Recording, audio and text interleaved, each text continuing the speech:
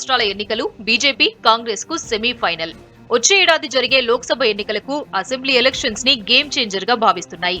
గెలుపు కోసం సర్వశక్తులు ఒడ్డుతున్నాయి. హిందీ బెల్ట్ రాష్ట్రాల్లో పాగా వేసేందుకు కమలం పార్టీ తీవ్రంగా ప్రయత్నిస్తోంది.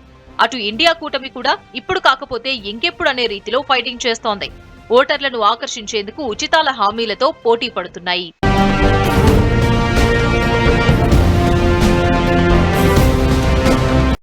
ఎన్నికల షెడ్యూల్తో మధ్యప్రదేశ్, రాజస్థాన్, ఛత్తీస్గఢ్, మిజోరాంలో పొలిటికల్ హీట్ ఒక్కసారిగా పెరిగింది. నేతలు ప్రచారాలు, ర్యాలీలతో హోరెత్తిస్తున్నారు. పల్లె పట్టణం తేడా లేకుండా ఇంటింటికి తిరుగుతూ ఓటర్లను ప్రసన్నం చేసుకునే పనిలో బిజీ అయిపోయారు లీడర్స్. పవర్లో ఉన్న పార్టీలు రెండోసారి అధికారంలోకి వచ్చేందుకు తీవ్రంగా ప్రయత్నిస్తున్నాయి. అధికార పగ్గాలు చేపట్టాలని విపక్ష పార్టీలు పోరాటం చేస్తున్నాయి. గెలుపు ద్వారా క్యాడర్లో ఉత్సాహం నింపేందుకు కాంగ్రెస్, బీజేపీ నాయకత్వాలు భావిస్తున్నాయి. అయితే ఓటరు నాడిని పట్టుకోవడం ఎవ్వరికీ సాధ్యం కాదు.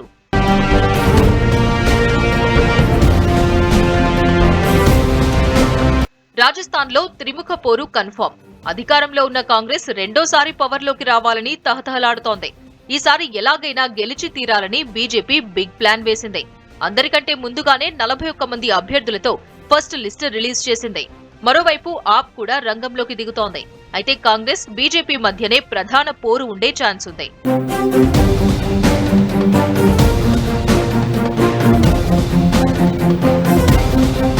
రాజస్థాన్లో 1993 నుంచి ఇప్పటి వరకు ఏ సీఎం కూడా వరుసగా 2 సార్లు విజయం సాధించలేదు. 5 ఏళ్లకోసారి ప్రభుత్వాలు మారడం ఇక్కడ ఆనవాయితీగా వస్తోంది. 2018 ఎన్నికల్లో కాంగ్రెస్ 99, బీజేపీ 73 స్థానాలను దక్కించుకున్నాయి. ఈసారి చరిత్రను తిరగరాస్తారని గట్టి పట్టుదలతో ఉన్నారు గెహ్లాట్. అటు బీజేపీ కూడా ప్రభుత్వ వ్యతిరేకతను క్యాష్ చేసుకోవాలని తీవ్రంగా పోరాడుతోంది. కాంగ్రెస్ సంక్షేమ పథకాలు, ఉచిత హామీలను క్యాష్ చేసుకోవాలని భావిస్తోంది. ప్రభుత్వ ఉద్యోగులకు పాత పింఛన్ విధానం పునరుద్ధరించడం, 500 రూపాయలకే గ్యాస్ సిలిండర్, 100 యూనిట్ల వరకు గృహాలకు ఉచిత కరెంటు హామీలు ఇచ్చింది. కుటుంబ ఆరోగ్య బీమాను 10 లక్షల నుంచి 25 లక్షలకు పెంచడం, 1000 పింఛన్ వంటి పథకాల ద్వారా గెహ్లాట్ గట్టి పట్టు సాధించారు. ఎన్నికల షెడ్యూల్ కంటే ముందే కులగణనపై హామీ ఇచ్చారు. వీటన్నింటిపై కాంగ్రెస్ గెలుపుపై ఆశలు పెట్టుకుంది. విపక్షాలు మాత్రం కాంగ్రెస్ అవినీతిని ప్రజల్లోకి తీసుకెళ్లాలని ప్రయత్నం చేస్తున్నాయి. అయితే సీఎం అశోక్ గెహ్లాట్ రాజకీయ మాంత్రికుడు. పార్టీలో అంతర్గత విభేదాలను పక్కన పెట్టి సచిన్ పైలట్ వర్గాన్ని తన దారిలోకి తెచ్చుకున్న సమర్థుడు.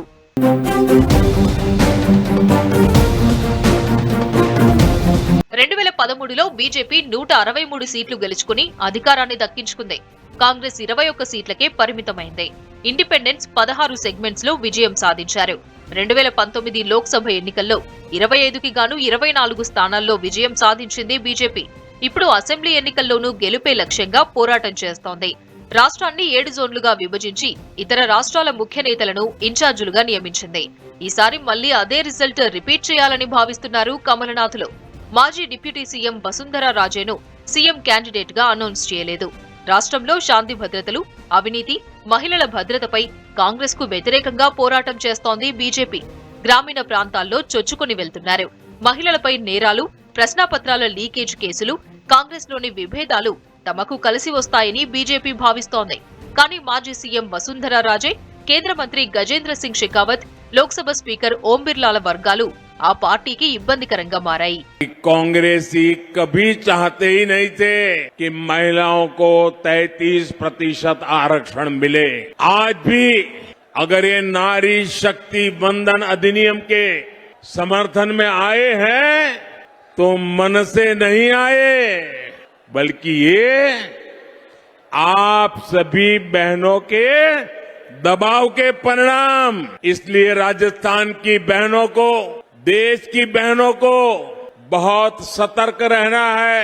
एक महान सनातन धरोहर हमारे लिए छोड़ी है, लेकिन कांग्रेस और उसके घमंडिया गठबंधन ने इस धरोहर के विरोध हल्ला बोल शुरू कर दिया है। इन्होंने घोषणा की है कि ये सनातन को जड़ से मिटा देंगे, हमारी पहचान को मिटा देंगे।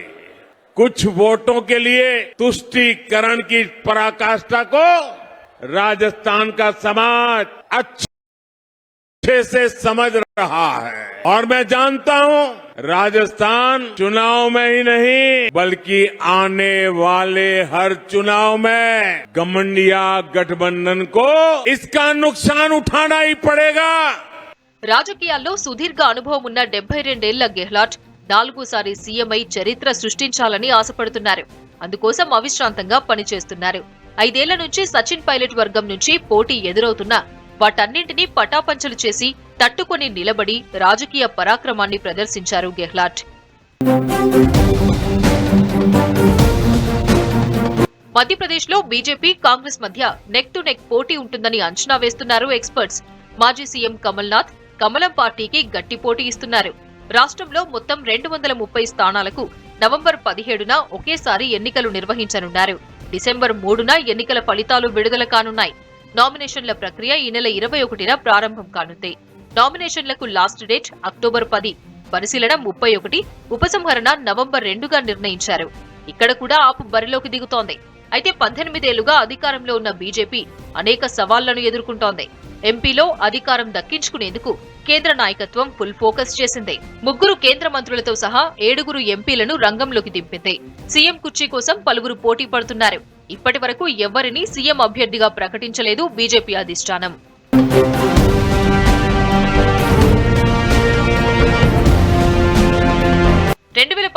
అసెంబ్లీ ఎన్నికల్లో కాంగ్రెస్ పార్టీకి 114 సీట్లు రాగా బీజేపీ 109 సీట్లు దక్కించుకుంది. బీఎస్పీ 2 సీట్లు గెలిచింది. సమాజ్వాదీ పార్టీ కూడా 1 సీటు గెలుచుకుంది. ఇండిపెండెంట్లు 4 చోట్ల గెలిచారు. బీఎస్పీ, ఎస్పీ 4 ఇండిపెండెంట్ల సాయంతో కాంగ్రెస్ ప్రభుత్వాన్ని ఏర్పాటు చేసింది. కమల్నాథ్ నేతృత్వంలో కాంగ్రెస్ ప్రభుత్వం ఎంపీలో ఏర్పడినా అది 15 నెలలు మాత్రమే అధికారంలో ఉంది. జ్యోతిరాదిత్య సింధియా తిరుగుబాటు చేయడంతో 22 మంది కాంగ్రెస్ ఎమ్మెల్యేలు రాజీనామా చేశారు. దీంతో కమల్నాథ్ ప్రభుత్వం కుప్పకూలింది. ఇప్పుడు మళ్లీ అలాంటివి రిపీట్ అవ్వకూడదనే మెజారిటీ మార్కును క్రాస్ చేయాలని భావిస్తున్నారు కమల్నాథ్. अडवाणी जी ने कहा था कि मध्य प्रदेश उनकी लेबोरेटरी है, उनका कारखाना है, तो चलो देखते हैं आरएसएस और बीजेपी की लेबोरेटरी में, कारखाने में ये क्या क्या काम कर रहे हैं। 2-3 उदाहरण आपको देना चाहता हूं। बीजेपी की लेबोरेटरी में मरे हुए लोगों का इलाज किया जाता है और उनका पैसा चोरी किया जाता है। हिंदुस्तान के किसी और प्रदेश में मरे हुए लोगों का इलाज नहीं होता है, मध्य प्रदेश में मरे हुए लोगों का इलाज होता है और पैसा चोरी किया जाता है। मध्य प्रदेश में और किसी प्रदेश में शिव जी, भगवान शिव से चोरी नहीं की जाती है। मध्य प्रदेश में महाकाल कॉरिडोर में शिव जी से चोरी की जाती है। बच्चों के जो स्कूल यूनिफॉर्म होती है, उनका मिड डे मील का भोजन का पैसा होता है, वो बीजेपी लेबोरेटरी में उनसे चोरी की जाती है। मध्य प्रदेश के भविष्य से, छोटे छोटे बच्चों से चोरी की जाती है। 4 సార్లు ముఖ్యమంత్రిగా ఉన్న శివరాజ్ సింగ్ చౌహాన్ తన రాజకీయ జీవితంలో అతిపెద్ద సవాల్ ఎదుర్కొంటున్నారు. దాదాపు 2 దశాబ్దాలుగా మధ్యప్రదేశ్లో బీజేపీ అధికారంలో ఉండడంతో ప్రజలు, ప్రభుత్వం, ఉద్యోగులపై వ్యతిరేకత వ్యక్తం చేస్తున్నట్టు తెలుస్తోంది. 2018లో ఓడిపోయిన దానికంటే ఈసారి వ్యతిరేకత బలంగా కనిపిస్తోంది. వ్యాపం కుంభకోణం బీజేపీని వెంటాడుతూనే ఉంది. దానికి పట్వారీ రిక్రూట్మెంట్, మహాకాల్ లోక్ నిర్మాణం, రేషన్ స్కామ్లపై కాంగ్రెస్ విమర్శలు చేస్తోంది. పీసీసీ చీఫ్ కమల్నాథ్ ప్రభుత్వ వ్యతిరేకతను క్యాష్ చేసుకునేందుకు ప్రయత్నిస్తున్నారు. 50 కమిషన్ ప్రభుత్వంగా విమర్శిస్తున్నారు. అయితే 15 నెలల కమల్నాథ్ పదవీ కాలంలో 15,000 కోట్ల అవినీతి జరిగిందని బీజేపీ ఆరోపిస్తోంది.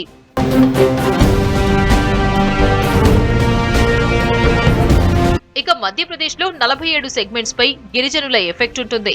2018లో 31 స్థానాలను కాంగ్రెస్ కోల్పోయింది. తన ప్రాబల్యాన్ని తిరిగి పొందేందుకు తీవ్రంగా ప్రయత్నిస్తోంది. శివరాజ్ సింగ్ చౌహాన్ ను ఈసారి ముఖ్యమంత్రి అభ్యర్థిగా ప్రకటించలేదు బీజేపీ. సీఎం క్యాండిడేట్ గా చౌహాన్ పేరు లేకపోవడం చర్చనీయాంశంగా మారింది. మరోవైపు జ్యోతిరాదిత్య సింధియా 2020లో గూగ్లీతో కాంగ్రెస్ ను స్టంప్ అవుట్ చేశారు. ఈసారి అసెంబ్లీ ఎన్నికల్లో పోటీ చేస్తారనే ప్రచారం జరుగుతోంది. సీఎం అభ్యర్థిపై మాత్రం ఆయన పేరు వినిపించడం లేదు.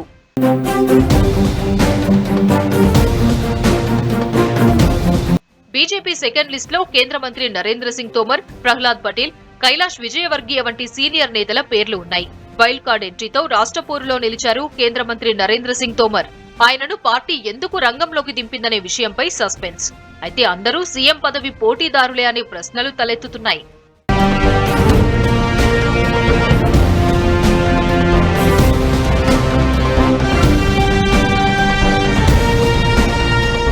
ఛత్తీస్గఢ్లో రెండోసారి అధికారంలోకి వస్తామని కాంగ్రెస్ కలలు కంటోంది. సంక్షేమ పథకాలతో పాటు సీఎం భూపేష్ బఘేల్ చరిష్మాతో తిరిగి రాష్ట్రంలో మళ్లీ కాంగ్రెసే వస్తోందని భావిస్తోంది అధిష్టానం. బీజేపీ తగ్గేదేలే అంటోంది. ఈసారి గెలుపే లక్ష్యంగా పోరాటం చేస్తోంది. 2018 ఎన్నికల ఓటమికి ప్రతీకారం తీర్చుకుంటామని చెబుతున్నారు కమలం నేతలు. ఆప్, బీఎస్పీ, జనతా కాంగ్రెస్ పార్టీలు పోటీ పడుతున్నాయి. అధికార కాంగ్రెస్, విపక్ష పార్టీ బీజేపీ మధ్యనే హోరాహోరీ పోరు జరగనుంది.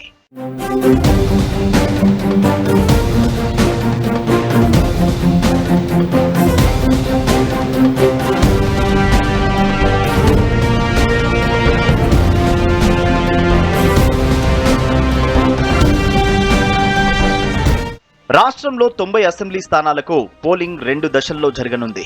మావోయిస్టుల ప్రభావిత రాష్ట్రం కావడంతో నవంబర్ 7, 17న ఎన్నికలు జరగనున్నాయి.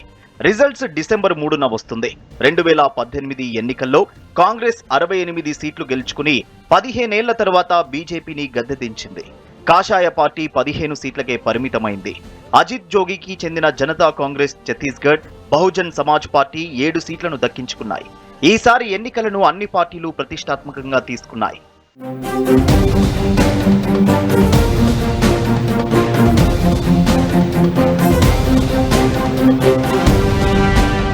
ఛత్తీస్గఢ్లో బీజేపీ విజయం ఈసారి గ్రామీణ ఓటర్లను ఎంతవరకు తన వైపు తిప్పుకుంటుందనే దానిపై ఆధారపడి ఉంటుంది. ఎన్నికల పిచ్లో 15 ఏళ్ల అధికారంలో చేసిన అభివృద్ధి, సంక్షేమ పథకాలను ప్రజలకు వివరిస్తోంది. కాంగ్రెస్ హయాంలో జరిగిన అవినీతినే బీజేపీ ప్రచారాస్త్రాలుగా మలుచుకుంది. బీజేపీ ఇంకా సీఎం అభ్యర్థి పేరు ప్రకటించలేదు. 2018లో గిరిజనుల ప్రాబల్యమున్న రాష్ట్రాన్ని మావోయిస్టుల రహిత రాష్ట్రంగా తీర్చిదిద్దుతామని, చిన్న సన్నకారు రైతులకు పెన్షన్ ఇస్తామని బీజేపీ హామీ ఇచ్చింది. సంకల్ప పత్ర పేరుతో ఎన్నికల మేనిఫెస్టోలో మల్టీ స్పెషాలిటీ హాస్పిటల్స్ ఏర్పాటు చేసి రాష్ట్రాన్ని సుభిక్షం వైపు తీసుకెళ్తామని హామీ ఇచ్చారు నేతలు.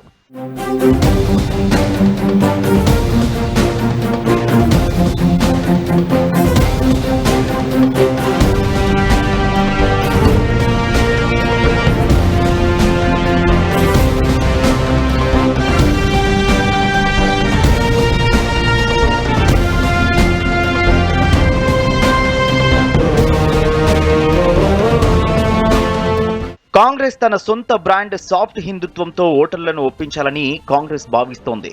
సీఎం భూపేష్ బఘేల్ ఓబీసీ నేత కావడం ప్లస్ అవుతుందని భావిస్తోంది కాంగ్రెస్. కానీ ఎమ్మెల్యేలపై ప్రభుత్వ వ్యతిరేకత ఉంది. రాష్ట్రంలో ఇక్కడి వరి పండించే రైతులు తమ ఉత్పత్తులకు మద్దతు ధరను డిమాండ్ చేస్తున్నారు. కాంగ్రెస్, బీజేపీ ఎప్పటికప్పుడు పరిష్కరించేందుకు ప్రయత్నించాయి. 2018లో వరికి క్వింటాలకు 2500 ఎంఎస్పీ ఇస్తామని కాంగ్రెస్ హామీ ఇచ్చింది. కాంగ్రెస్ ప్రభుత్వం ప్రధానంగా రైతుల సంక్షేమం, ఇతర సామాజిక రంగ ఖర్చులపై దృష్టి సారించడంతో 5 ఏళ్లలో మౌలిక సదుపాయాల అభివృద్ధి సవాలుగా మారింది. కనీసం పట్టణ ప్రాంతాలలో రోడ్లు, ఇతర మౌలిక సదుపాయాల అభివృద్ధి సమస్యగా మారింది. ఛత్తీస్గఢ్లోని దక్షిణ బస్తర్, సుర్గుజా ఉత్తర ప్రాంతంలో ఉన్న గిరిజన ప్రాంతాలపై ఫోకస్ పెట్టింది. బొగ్గు తవ్వకం, పర్యావరణ సమస్యలు సర్గుజాలో వివాదాస్పద అంశాలుగా మారాయి. ఈ సమస్యలపై కొత్తగా ఏర్పడిన ఆదివాసీల రాజకీయ సంస్థ తన ఎన్నికల అదృష్టాన్ని పరీక్షించుకోనుంది. రాష్ట్ర పబ్లిక్ సర్వీస్ కమిషన్ ఎంపికలో బంధుప్రీతి, అవినీతి వివాదంపై హైకోర్టుకు చేరుకుంది. ఇది నరేంద్ర మోడీ, అమిత్ షాకు ప్రచారాస్త్రాలుగా మారాయి. మద్యం కుంభకోణం, బొగ్గు లెవీ కుంభకోణంపై ఆరోపణలు ఉన్నాయి.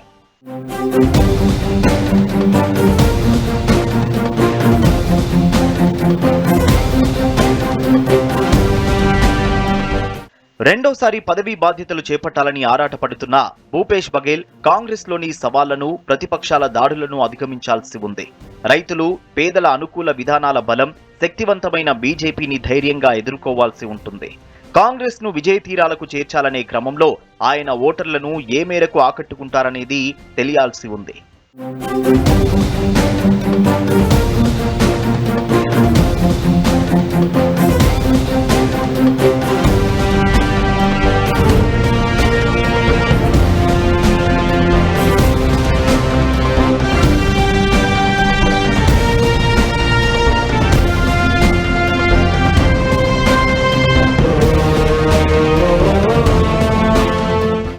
సుర్గుజా రాష్ట్రానికి చెందిన డిప్యూటీ సీఎం టిఎస్ సింగ్ డియో 2018 ఎన్నికల్లో కాంగ్రెస్ గెలుపులో కీ రోల్ పోషించారు.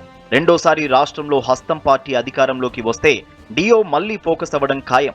మరోవైపు కాంగ్రెస్ 2018 ఎన్నికల మేనిఫెస్టోలో వ్యవసాయ రుణాల మాఫీ, స్వామినాథన్ కమిషన్ సిఫారసుల మేరకు పంటలకు కనీస మద్దతు ధర, మద్యం అమ్మకాలపై నిషేధం వంటి హామీలు ఇచ్చారు.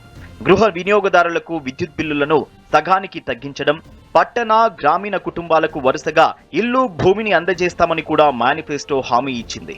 అయితే వాటిలో ఏ మేరకు అమలు చేశారనేది ప్రజలే నిర్ణయించనున్నారు.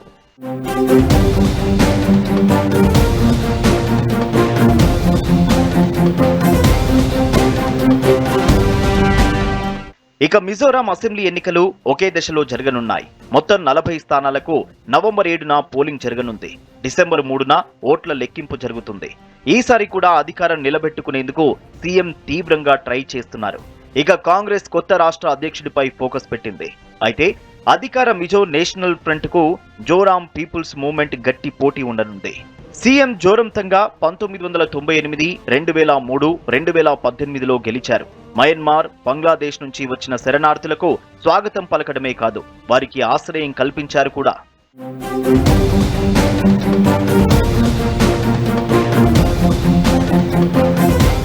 జోరాం పీపుల్స్ మూవ్మెంట్ 2017లో Zoram Nationalist Party People's Conference తో కలిసి ఏర్పడింది. 2018లో 8 సీట్లు గెలుచుకుని కాంగ్రెస్ ను 3వ స్థానానికి నెట్టింది. లుంగ్లీ మున్సిపల్ కౌన్సిల్ కి జరిగిన ఎన్నికల్లో జెడ్పీఎం విజయం సాధించింది. ఈసారి కూడా అధికార పార్టీకి టఫ్ ఫైట్ ఇవ్వనుంది. కాంగ్రెస్ మాజీ ఫైనాన్స్ మినిస్టర్ లాల్సావత కొత్త నాయకుడు ఆధ్వర్యంలో కార్మికులు, రైతులను ఆకర్షిస్తున్నారు. సీనియర్ హస్తం పార్టీ లీడర్ లాల్ ధన్హాబ్లా 1984, 1989, 1993, 2008, 2013లో పార్టీని విజయ తీరాలకు చేర్చారు. ఇప్పుడు కూడా అనేక ఆకర్షణీయ పథకాలను మేనిఫెస్టోలో పెట్టి ప్రజలను ఆకట్టుకునే ప్రయత్నం చేస్తున్నారు.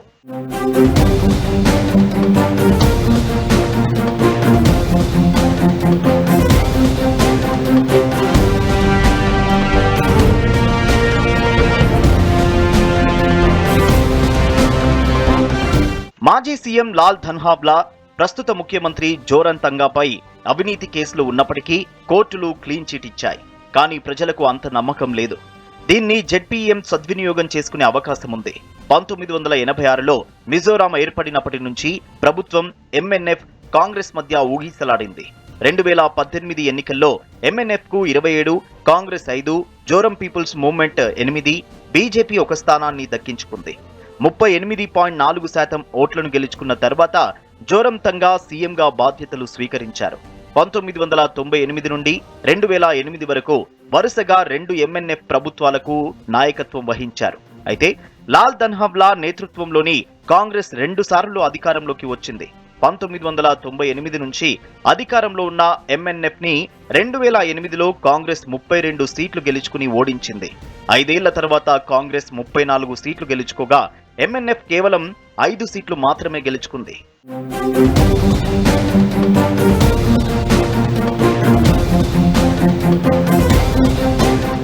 జెడ్పీఎం ముఖ్యమంత్రి అభ్యర్థి లాల్ ధు హోమా ఒక ఐపీఎస్ అధికారి. అతను లండన్లో లాల్ డెంగాతో చర్చలు జరపడానికి అప్పటి పీఎం ఇందిరాగాంధీ పిలుపు మేరకు తన ఉద్యోగాన్ని విడిచిపెట్టాడు.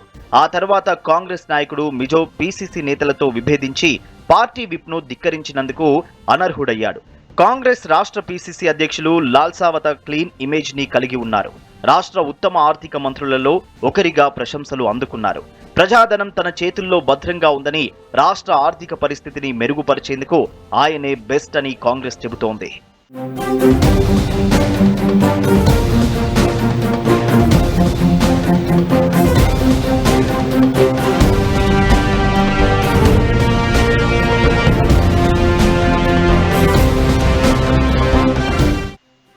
బీజేపీ నేతృత్వంలోని national democratic alliance, north east democratic alliance కి చెందిన ఎంఎన్ఎఫ్ సొంతంగా ఎన్నికల్లో పోటీ చేసింది. ఎంఎన్ఎఫ్, కాంగ్రెస్ 13 మంది కొత్త అభ్యర్థులను బరిలోకి దించాయి. హోంమంత్రి లాల్ చామ్లియానా ఎన్నికలకు దూరంగా ఉన్నారు. హ్రాంగ్ తూర్జో నియోజకవర్గం నుంచి అధికార పార్టీ అభ్యర్థిగా లాల్ చామ్లియానా స్థానంలో లాల్ రెమ్రూవాతా చంగ్టే బరిలోకి దిగనున్నారు. అసెంబ్లీ ఎన్నికల్లో గెలవాలంటే గ్రామీణ ప్రాంతాల్లో గట్టి పట్టు సాధించడం చాలా ముఖ్యం. ఇక్కడే రాజకీయ పార్టీల యూనిట్లు, శాఖలు కీలక పాత్ర పోషిస్తాయి.